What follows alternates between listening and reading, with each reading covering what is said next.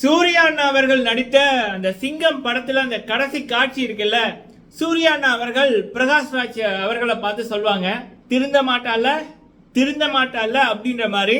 So அதே விடயத்தை தான் இந்த பாய்ஸ் டீமை பார்த்து சொல்ல வேண்டியதா கிடக்கு. ஏன் அப்படின்னா மீண்டும் முத்துக்குமரன் அவர்கள் ஒதுக்கப்பட்டிருக்காரு. நாளைக்கு நடக்க இருக்கிற விடயம் அதுலேயும் பக்காவா ஒரு ஃபேவரிசம் நடந்திருக்கு.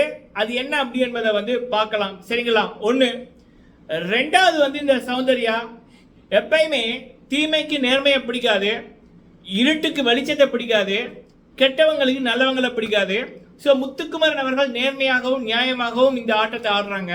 சௌந்தர்யா அப்படின்றவங்க எந்த விதத்திலுமே இந்த வீட்டுக்குள்ள வர பிக் பாஸ் ஷோக்கு வரக்கூட தகுதி இல்லாத நபர் சௌந்தர்யா. வன்மத்தை அப்படியே பொங்குகின்ற நபர் தான் சௌந்தர்யா. அவங்க இப்ப லைவ்ல கூட சொல்லியிருந்தாங்க, நேத்து நான் பிராங்குக்கு பேசுனதெல்லாம் உண்மைதான், அவ்வளவு கோவத்துல இருந்தேன்னு. அந்த அளவுக்கு அந்த அம்மா தைரியமா அவங்களோட கேவலமான முகத்தை காமிக்கிறாங்கன்னா எவ்வளவு தூரம் வெளியில பிஆர் செட்டப் அப்புறம் செலிபிரிட்டி சப்போர்ட்டை செட் பண்ணிட்டு வந்திருப்பாங்க அப்படின்றத பார்த்துக்கொள்ளுங்க. அவங்க முத்துக்குமரன் அவர்களுக்கு அகேன்ஸ்டா இப்ப லைவ்ல பேசுற சில விடயங்கள். சரிங்களா? இந்த விடயங்களை இந்த வீடியோல பார்க்கலாம். அதே நேரத்தில் முத்துக்குமரன் அவர்கள் இந்த சௌந்தர்யாவை பற்றி சாச்சனா அவர்கள்ட்ட சொன்ன விடயம் அதுதான். இப்ப இதை சொல்லும் போதே உங்களுக்கு புரியும், முத்துக்குமரன் என்ற கோபுரமும் சௌந்தர்யா என்ற அதை நீங்க முடிவு பண்ணிக்க என்ன வேணும்னாலும் போட்டுக்கொள்ளுங்க. நான் என்ன சொல்ல வந்தேன்னா, முத்துக்குமரன் கோபுரம், அடுத்தது இந்த கோபுரத்தையும் சாக்கடையும் கம்பேர் பண்ணுவாங்கல்ல, அப்படிதான் நான் சொல்ல வந்தேன். லைவ் பார்த்தவர்களுக்கு தெரியும் அதோட உண்மை என்ன அப்படின்னு. சரிங்களா? ஓகே, ஃபுல்லா பாருங்க, லைக் பண்ணுங்க. ஃபர்ஸ்ட் டைம் வந்திருக்கீங்க அப்படின்னா மறக்காம சப்ஸ்கிரைப் பண்ணுங்க, உங்களுடைய கருத்துக்களை தவறாம சொல்லுங்க. ஓகே, ஃபர்ஸ்ட் முத்துக்குமரன் அவர்களுக்கு மீண்டும் நடந்த துரோகம் என்ன அப்படின்னா, இந்த ஸ்கூல் டாஸ்க்ல முத்துக்குமரன் இல்லை அப்படின்னா கண்டிப்பா இந்த ஸ்கூல் டாஸ்கே இல்லைன்னு தான் சொல்லணும். ஏன்னா ஒவ்வொரு வீக்குமே முத்துவோட பெர்ஃபார்மன்ஸ் தான் அந்த லைவ்ல பல பேரை பார்க்க வச்சுது. முத்துக்குமரன் என்ற ஒருத்தர் இல்லைன்னா கண்டிப்பா பிக் பாஸ் டீமே திணறி இருக்கும். என்ன பண்றது, என்னன்னு இவங்களை பண்ண வைக்கிறதுன்னு. பிரின்சிபல் ரோலை கொடுத்தா அருண் முத்துட்ட கேட்கிறாரு எப்படி பண்ணலாம்னு. கேப்டன் பதவியை கொடுத்தா சத்யா முத்துட்ட கேட்கிறாரு எப்படி ஐடியா எடுக்கலாம் அப்படின்னு. சீக்கிரம் டாஸ்கை கொடுத்தா தீபக் அவர்கள் முத்துட்ட கேட்கிறாங்க இதை எப்படி நம்ம ஆரம்பிக்கலாம் அப்படின்னு. ஸோ இந்த ஷோவையும் சரி உள்ளுக்குள்ள இருக்கிறவங்களையும் சரி அழகா ஐடியா கொடுத்து கொண்டு போறது முத்துக்குமரன் அவர்கள். ஏன்னா இவங்களுக்கு கிரியேட்டிவிட்டி வராது, ஐடியா வராது. இவங்க முத்துட்ட கேட்பாங்க, முத்து தான் சொல்லி கொடுப்பாரு.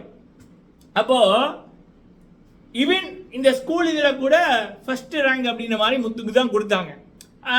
வெளியில இருக்க மக்கள் எல்லாரும் முத்துவை தான் சொல்றாங்க பெஸ்டா பண்ணாரு. இந்த வாரம் மட்டுமில்ல, எல்லா வாரமே. ஆனா என்ன அப்படின்னா, நாளைக்கு அந்த பெஸ்ட் பெர்ஃபார்மர் ஓரஸ்ட் பெர்ஃபார்மர் இருக்குல்ல, அதுல முத்துக்குமரன் அவர்களுக்கு அந்த பெஸ்ட் பெர்ஃபார்மர் இது கிடைக்கல. யாருக்கு கிடைச்சிருக்கு அப்படின்னா ஆண்கள்ல விஷாலுக்கு கிடைச்சிருக்கு. அந்த விஷால் என்ன பண்ணார் அப்படின்னு எனக்கு தெரியல, எதுவும் ஞாபகம் இல்லை. முத்து பண்ண அத்தனை விடையும் நமக்கு ஞாபகம் இருக்கு. பொதுவாக பெஸ்ட் பெர்ஃபார்மன்ஸ் அப்படின்றது எத்தனை பேர் ஒரு பெர்ஃபார்ம் பண்ணியிருந்தாலும் அந்த பெஸ்டா பெர்ஃபார்ம் பண்ணவர் அப்படின்றவர் பண்ண விடயங்கள் நம்ம மைண்ட்ல நிற்கும். விஷால் என்னத்தை பண்ணாருன்னு எனக்கு ஞாபகம் இல்லை. விஷாலுக்கு பெஸ்ட் பெர்ஃபார்மரா. அதே போல கேர்ள்ஸ்ல மஞ்சரிக்கு பெஸ்ட் பெர்ஃபார்மர் கொடுத்துருக்காங்க. கண்டிப்பா அது அக்செப்ட் பண்ணலாம். சரிங்களா?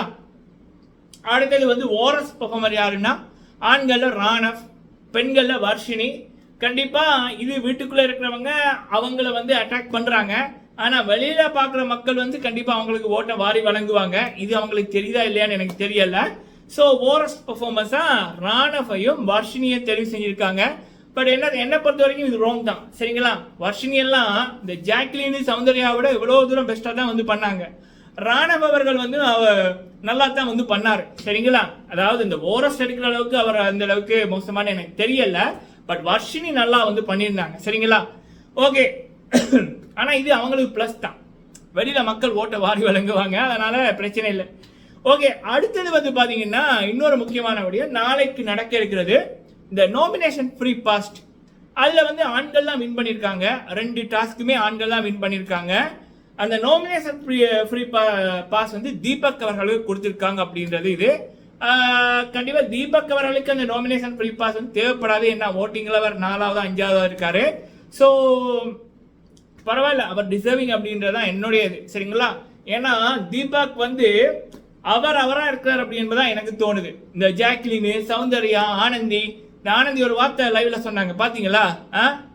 இதுவே ஆன் பண்ணியிருந்தா ரெட் கார்டை கொடுத்து வெளியில அனுப்பியிருப்பாங்க.